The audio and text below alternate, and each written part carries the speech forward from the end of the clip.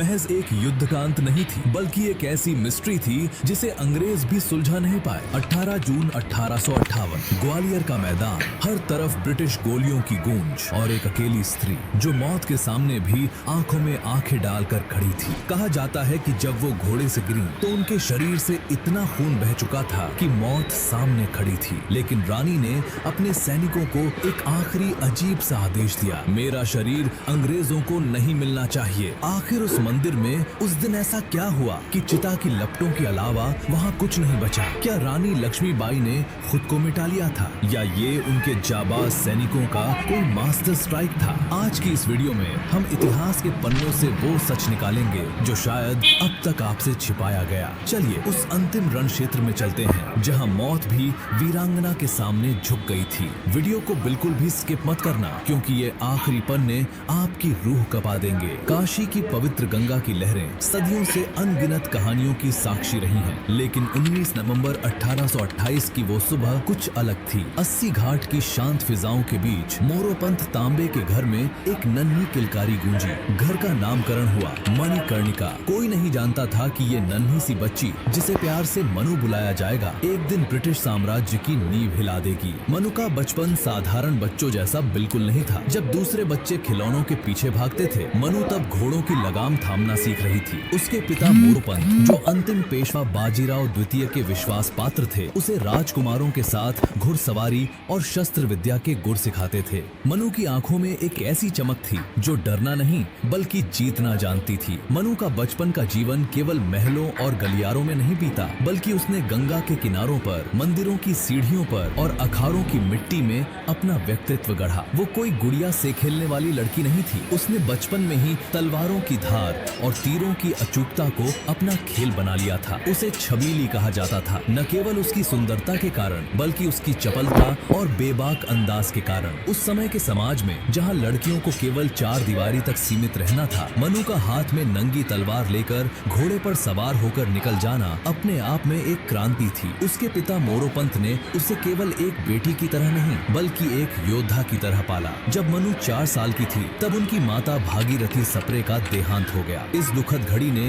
मनु को समय से पहले परिपक्व बना दिया। माँ की कमी को उसने कभी आंसुओं में नहीं खोया, बल्कि उस कमी को अपने भीतर एक जिद में बदल लिया। वो अक्सर पेशवा के दरबार में जाती, जहाँ उसने बड़े बड़े सरदारों को चर्चा करते सुना, कैसे अंग्रेज धीरे धीरे हिंदुस्तान के राज्यों को अपने जाल में फंसा रहे थे। मनु की एक खास आदत थी, वो घंटों बैठकर गंगा की लहरों को देखती रहती थी। शायद वो उन लहरों में भारत का भविष्य देख रही थी। एक बार उसने अपने गुरु से पूछा, क्या तलवार केवल शरीर काटने के लिए होती है? गुरु ने उत्तर दिया, नहीं मनु, तलवार तो अन्याय के सीने को चीरकर न्याय का मार्ग प्रशस्त करती है। उस दिन के बाद तलवार मनु के हाथ का हिस्सा बन गई। उसने केवल वार करना नहीं सीखा, बल्कि युद्ध की व्यूह रचना को भी समझा। मनु की किशोरावस्था का हर दिन एक प्रशिक्षण था। उसने घुड़सवारी में इतनी महारत हासिल की थी कि हवा भी उसके साथ दौड़ती महसूस होती थी। उसके साथी उसे एक लड़की के रूप में नहीं बल्कि अपने बीच के सबसे कुशल सिपाही के रूप में देखते थे। वो बचपन की ही वो नींव थी जिसने उसे भविष्य की उन चुनौतियों के लिए तैयार किया, जहाँ एक ओर पूरा ब्रिटिश साम्राज्य खड़ा था और दूसरी ओर मात्र एक झांसी का किला। मनु का ये बचपन कोई साधारण कहानी नहीं थी। ये उस आग की शुरुआत थी जिसने 1857 में पूरे भारत में दावानल बनकर फैलना था। सन 1842 का वर्ष था जब काशी की चुलबुली मनु का जीवन पूरी तरह बदलने वाला था। 16 वर्ष की मणिकर्णिका का विवाह झांसी के अधिपति राजा गंगाधर राव नेवालकर के साथ तय हुआ। ये केवल 2 आत्माओं का मिलन नहीं था, बल्कि एक ऐतिहासिक गठबंधन था। जब मणिकर्णिका पालकी में बैठकर झांसी पहुंची तो वहां की जनता ने अपनी होने वाली रानी का स्वागत किसी देवी की तरह किया। उस दिन उस किले के प्राचीर पर खड़ा हर व्यक्ति ये देख सकता था कि ये लड़की केवल झांसी की रानी नहीं बल्कि आने वाले समय की नियति बनकर आई है। महल की दहलीज लांघते ही मनु का नाम बदलकर लक्ष्मीबाई रखा गया। उस समय झांसी एक संपन्न और वैभवशाली राज्य था। राजा गंगाधर राव एक उदार और कला प्रेमी शासक थे जो रानी लक्ष्मीबाई के साहस और उनकी शस्त्र विद्या से बेहद प्रभावित थे। उन्होंने रानी को कभी भी महल के पर्दे में नहीं बांधा, बल्कि उन्हें झांसी की सुरक्षा और प्रशासनिक कार्यों में भी शामिल किया। लक्ष्मीबाई के लिए ये समय झांसी की संस्कृति, वहाँ की प्रजा और वहाँ के भूगोल को समझने का एक स्वर्ण अवसर था। रानी लक्ष्मीबाई ने अपने राजकाज के दौरान केवल महलों की विलासिता नहीं भोगी, बल्कि वे जनता के दुखों को अपना दुख मानती थी। वो अक्सर वेश बदलकर नगर की गलियों में निकल जाती ताकि वे अपनी प्रजा की वास्तविक स्थिति देख सकें। लेकिन नियति की अपनी योजनाएं थीं। 1851 में रानी लक्ष्मीबाई के जीवन में वो सुनहरा पल आया जब उन्होंने एक पुत्र को जन्म दिया। झांसी का किला खुशी से गूंज उठा। राजा गंगाधर राव ने पुत्र प्राप्ति का उत्सव पूरे राज्य में मनाया, लेकिन ये खुशी अल्पायु थी। मात्र 4 महीने के भीतर उस नन्हे राजकुमार की मृत्यु हो गई। इस दुख ने महल की खुशियों को मातम में बदल दिया। रानी लक्ष्मीबाई के लिए ये एक माँ के रूप में अपना पहला और सबसे बड़ा आघात था। एक माँ के तौर पर वो टूट चुकी थी, लेकिन एक रानी के तौर पर उन्होंने स्वयं को संभाला। राजा गंगाधर राव इस सदमे से कभी उबर नहीं पाए। उनका स्वास्थ्य दिन प्रतिदिन बिगड़ने लगा। रानी ने अपना राजधर्म निभाते हुए अपने दुखों को अपने भीतर ही दबा लिया। इसी बीच दरबारियों और सलाहकारों ने राजा को दूसरा विवाह करने के लिए प्रेरित किया ताकि झांसी का वारिस मिल सके। रानी लक्ष्मीबाई ने स्वयं इस निर्णय का समर्थन किया, क्योंकि झांसी के अस्तित्व के लिए ये अनिवार्य था। अंतिम दिनों में राजा गंगाधर राव बहुत कमजोर हो गए थे। रानी ने अपना सारा समय उनकी सेवा में समर्पित कर दिया था। जब राजा को अपनी मृत्यु का आभास हुआ तो उन्होंने अपनी अंतिम इच्छा व्यक्त की कि झांसी का भविष्य सुरक्षित रहे। उन्होंने एक बालक को गोद लेने का निर्णय लिया। आनंद राव, जिसे बाद में दामोदर राव के नाम से जाना गया, को राजा और रानी ने अपना उत्तराधिकारी घोषित किया। ब्रिटिश एजेंटों की मौजूदगी में ये गोद लेने की प्रक्रिया पूरी हुई। 21 नवंबर 1853 को राजा गंगाधर राव ने इस नश्वर संसार से विदा ले ली। पूरा झांसी रो पड़ा, लेकिन रानी लक्ष्मीबाई, जो तब केवल 25 वर्ष की थी, ने अपने आंसुओं को पोंछकर उस तलवार को थाम लिया जो अब उनके और उनके राज्य के बीच की एकमात्र ढाल थी। वे जानती थी कि राजा के जाते ही गिद्धू की तरह ब्रिटिश साम्राज्य झांसी पर अपनी नजरें गड़ाएगा। उनका मातृत्व का सुख छिन गया था। उनका जीवन साथी उनसे दूर हो गया था, लेकिन अब उनके कंधों पर उस राज्य का भार था जिसे अंग्रेजों की कुटिल नजरों से बचाना था। ये रानी लक्ष्मीबाई के जीवन का सबसे अंधकारमय और निर्णायक मोड़ था, जहाँ से वे एक व्यक्तिगत दुख से निकलकर एक राष्ट्रीय संग्राम की प्रतीक बनने जा रही थी।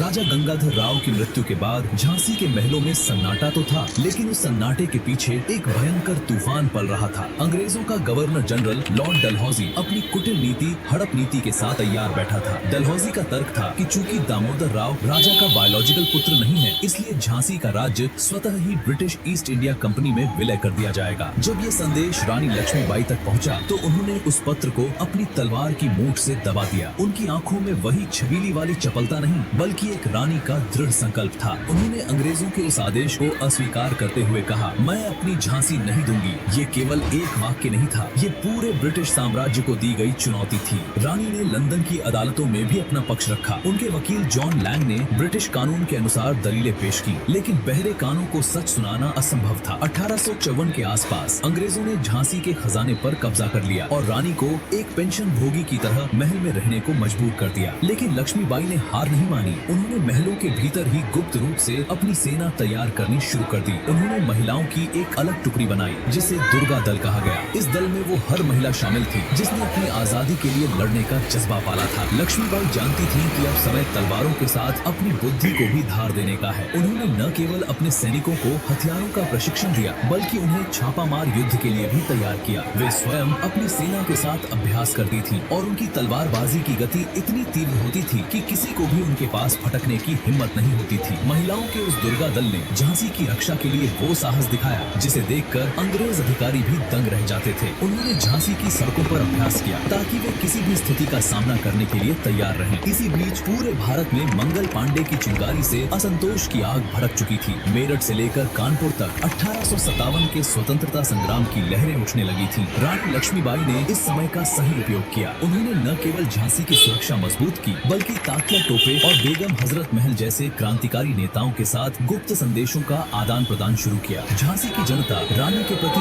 इतनी समर्पित थी कि हर नागरिक एक सैनिक बन चुका था। अचानक 1858 के शुरुआती महीनों में सर ह्यू रोज की विशाल ब्रिटिश सेना ने झांसी को चारों ओर से घेर लिया। ये युद्ध केवल जमीन के लिए नहीं था, ये सम्मान के लिए था। झांसी के किले की मजबूत दीवारों पर जब तोपों के गोले गिरे तो रानी ने एक पल भी नहीं गवाया। उन्होंने खुद तोपची का काम किया और कड़क बिजली नामक तोप से अंग्रेजों के छक्के छुड़ा दिए। 7 दिनों तक झांसी का किला अभेद्य रहा, लेकिन विश्वासघात कहीं न कहीं से अपना रास्ता बना ही लेता है। महल के कुछ गद्दारों ने रात के अंधेरे में किले का एक गुप्त द्वार खोल दिया। ब्रिटिश सेना झांसी की गलियों में घुस आई। ये एक भीषण नरसंहार था। रानी लक्ष्मीबाई समझ गईं कि अब किले की दीवारों के भीतर रहकर लड़ना मुमकिन नहीं है। उन्होंने अपने दत्तक पुत्र दामोदर राव को अपनी पीठ पर कसकर बांधा, लगाम दांतों में ली और अपने घोड़े बादल पर सवार होकर किले की ऊंची प्राचीर से नीचे छलांग लगा दी। उस छलांग ने इतिहास रच दिया। एक ओर मौत और दूसरी ओर आजादी। रानी ने आजादी को चुना। वो जलती हुई आग के बीच से निकलकर कालपी की ओर बढ़ गई ताकि लड़ाई का अगला मोर्चा तैयार किया जा सके। झांसी हाथ से निकल गया था, लेकिन रानी का हौसला अभी भी अखंड था। कालपी और फिर ग्वालियर की ओर कूच करते हुए रानी लक्ष्मीबाई की गति किसी बिजली की चमक जैसी थी। उनके पीछे 15 घुड़सवारों का एक छोटा सा दल था जो उनके साथ अपनी जान की बाजी लगाने को तैयार था। ग्वालियर पहुंचकर रानी ने वहां के विद्रोही सैनिकों और स्थानीय लोगों में एक नई ऊर्जा फूंक दी। सिंधिया राजघराने के कुछ वफादारों की गद्दारी के बावजूद रानी ने अपनी रणनीति से ग्वालियर के किले पर अपना परचम लहरा दिया। तात्या टोपे और रानी का मिलन उस समय की सबसे बड़ी शक्ति थी, लेकिन अंग्रेज जो रानी की वीरता से खौफ खा रहे थे, अपनी पूरी सैन्य ताकत के साथ ग्वालियर की ओर उमड़ पड़े। 18 जून 1858 की वो सुबह इतिहास के पन्नों में स्वर्ण अक्षरों में नहीं बल्कि खून से लिखी गई। ग्वालियर के कोटा की सराय के पास फिर से भीषण युद्ध छिड़ा। अंग्रेज जनरल स्मिथ की सेना ने रानी को घेर लिया था। रानी ने सफेद मलमल की साड़ी पहनी थी जिसमें उनका व्यक्तित्व किसी देवी के समान लग रहा था। उनके एक हाथ में तलवार थी और दूसरे हाथ में लगाम। युद्ध के बीच में उन्हें अपने सीने में एक हल्का सा दर्द महसूस हुआ, जैसे किसी सांप ने डस लिया हो। ये एक अंग्रेज सैनिक की गोली थी, पर रानी ने तनिक भी परवाह नहीं की। उन्होंने अपनी तलवार की गति और बढ़ा दी। तभी एक और वार हुआ। इस बार एक अंग्रेज सैनिक की संगीन उनके सीने के आर पार हो गई। रानी का खून मलमल की साड़ी पर फैलने लगा, लेकिन उनका माथा ऊंचा था। वे घोड़े से नीचे गिरी, लेकिन उनके सैनिकों ने उन्हें गिरने नहीं दिया। उन्हें तुरंत पास के एक मंदिर में ले जाया गया। पुजारी ने उनके सूखे होठों को गंगा जल से तर किया। रानी जानती थी कि अब समय आ गया है। उनके मुख से अंतिम शब्द निकले, दामोदर, मैं तुम्हें तुम्हारी देखरेख में छोड़ती हूँ। छावनी ले जाओ। अंग्रेजों को मेरा पार्थिव शरीर नहीं मिलना चाहिए। जैसे ही ये आदेश निकला, उनके वफादार अंगरक्षकों ने मंदिर के चारों ओर लकड़ियां इकट्ठी की। रानी का शरीर अभी भी जीवित था, लेकिन उनकी आत्मा ने स्वतंत्रता का मार्ग चुन लिया था। उन्होंने स्वयं अपनी आग बुझाने की कोशिश नहीं की, बल्कि अपने प्राणों की आहुति देकर अपना अंतिम धर्म निभाया। मंदिर के चारों ओर गोलियों की बौछार हो रही थी, लेकिन रानी की चिता की लपटें आसमान छू रही थीं। जब अंग्रेज मंदिर के अंदर घुसे तो उन्हें वहां कोई नहीं मिला, न रानी का शरीर, न उनकी कैद। वहां केवल राख थी जो उनके अदम्य साहस की गवाह बनी। रानी लक्ष्मीबाई की शहादत ने भारत के हृदय में जो घाव किया वो कभी नहीं भरा, लेकिन उनकी इस शहादत ने हजारों अन्य लक्ष्मीबाई पैदा कर दी। 58 वर्ष की आयु में जब उनका अंतिम पुत्र दामोदर राव 1860 में अंग्रेजों के सामने आया तो उसने अपनी मां की उस आग को अपने भीतर जीवित रखा था। रानी की मृत्यु के बाद ग्वालियर पर अंग्रेजों का कब्जा हो गया, लेकिन वे रानी के उस आत्मसम्मान को कभी नहीं छीन पाए। आज भी जब हम झांसी या ग्वालियर की मिट्टी को स्पर्श करते हैं तो हमें उस वीरानी की खड़क की गूंज सुनाई देती है। रानी लक्ष्मीबाई केवल एक स्त्री नहीं थी, वे एक विचार थी, आजादी का विचार। उन्होंने दिखा दिया कि जब कोई झुकने को मजबूर हो जाते हैं। उनकी कहानी किसी इतिहास की किताब का अंत नहीं है, बल्कि ये हर उस भारतीय के लिए एक प्रेरणा है जो अन्याय के विरुद्ध अपनी आवाज उठाता है। रानी अमर हो गई क्योंकि उन्होंने ये सिद्ध कर दिया कि शरीर मर सकता है, लेकिन उस आग को कोई नहीं बुझा सकता जिसका उद्देश्य ही आजादी हो। रानी का ये बलिदान केवल एक युद्ध की हार नहीं थी, बल्कि ये भारतीय इतिहास के उस गौरवशाली अध्याय की नींव थी जिस पर आने वाली पीढ़ियां गर्व करती रहेंगी। उनके व्यक्तित्व का चुंबकीय प्रभाव इतना गहरा था कि उनके शत्रु भी उनकी प्रशंसा करने से स्वयं को रोक न पाए। जनरल ह्यू रोज ने अपने संस्मरणों में लिखा था, विद्रोहियों में रानी लक्ष्मीबाई एकमात्र ऐसी मर्द थी जिसने युद्ध के मैदान में अदम्य साहस का परिचय दिया। ये उनके प्रति सबसे बड़ी श्रद्धांजलि थी। रानी लक्ष्मीबाई की गाथा सिर्फ झांसी की गलियों तक सीमित नहीं रही, बल्कि वो पूरे देश के हर घर के लिए स्वाभिमान का एक अमर मंत्र बन गई। उनकी तलवार की झंकार आज भी उन युवाओं के कान में गूंजती है जो देश के लिए कुछ कर गुजरने की तमन्ना रखते हैं। उनकी कहानी हमें ये सिखाती है कि चाहे परिस्थितियां कैसी भी हों, अगर मन में आजादी का जुनून हो तो मृत्यु का भय भी तुच्छ लगने लगता है। रानी ने अपनी अंतिम सांस तक ये सिद्ध किया कि एक स्त्री न केवल घर की शोभा होती है बल्कि वो राष्ट्र की रक्षक भी हो सकती है। उनकी राख से जन्मी वही चिंगारी आगे चलकर 1947 की आजादी का आधार बनी। उन्होंने मरकर भी हमें ये सिखाया, आजादी की रक्षा के लिए अपना सर्वस्व न्योछावर करना ही मनुष्य का सबसे बड़ा धर्म है। आज जब हम इस गाथा को याद करते हैं तो हमारे भीतर भी वही रानी लक्ष्मीबाई की परछाई, वही तेज और वही राष्ट्र प्रेम का भाव जागृत होता है। उनकी ये अमर कहानी इतिहास के पन्नों में नहीं बल्कि भारत माँ के हर कण में बस गई है। अगर ये कहानी तुम्हें अंदर तक छू गई तो एक लाइक करो, एक कमेंट में बस इतना लिखो, जय झांसी। और अगर इस चैनल पर पहली बार आए हो सब्सक्राइब जरूर करना, क्योंकि ऐसे वो लोग जिन्हें इतिहास ने भुला दिया उनकी कहानियां और भी